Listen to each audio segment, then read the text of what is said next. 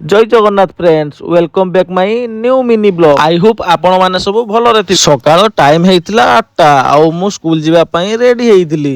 दीर्घ 7 दिन परे मु मुंबई रे सूर्य देखबा को पाइली। मु जो गांव को जाइतिली गांव रु आसला परे मुंबई रे जो मेघ होउतला आज खरा देखि कि मनरे टिके खुशी हेइतिला। जेतु आज खरा भारिची आउ कारटा न काढी कि मु स्कूटी रे नै कि स्कूल को चलीथिनी।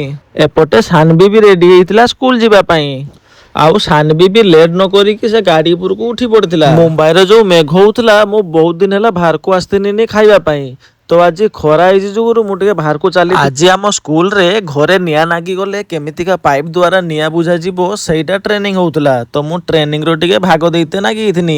एपटे टाइम हेइतिला 12:30 आउ सानबीरो स्कूल भी छुट्टी हेइतिला। जेतु आज मुंबई रे बहुत खरा हेइची आउ गरम भी प्रबल लागुथला। सानबी को स्कूल रो आनी कि मु मो रूम तळे पहुंची थिली। आज सानबी कार रे जाई नथिबारु मते रागी की पिटते नागिउची। सानबी टिफिन ले आज पास्ता नेइथिला आउ तार किछि टिफिन रे रहि जाइतिला। तो मु ताको टिके खाइते लागिथिनी।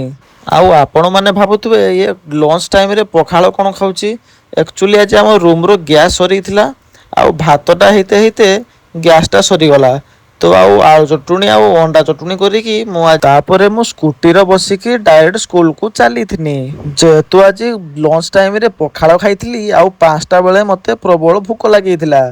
तो मु किछि न सुनी कि गुपचुप दुकान को चली थिनी गुपचुप खाइबा पई। गुपचुप काकू खाइबा पई भल लागे कहिबो देखि। आउ टाइम हेइथिला 5:30 हम स्कूल भी छुट्टी हेइथिला।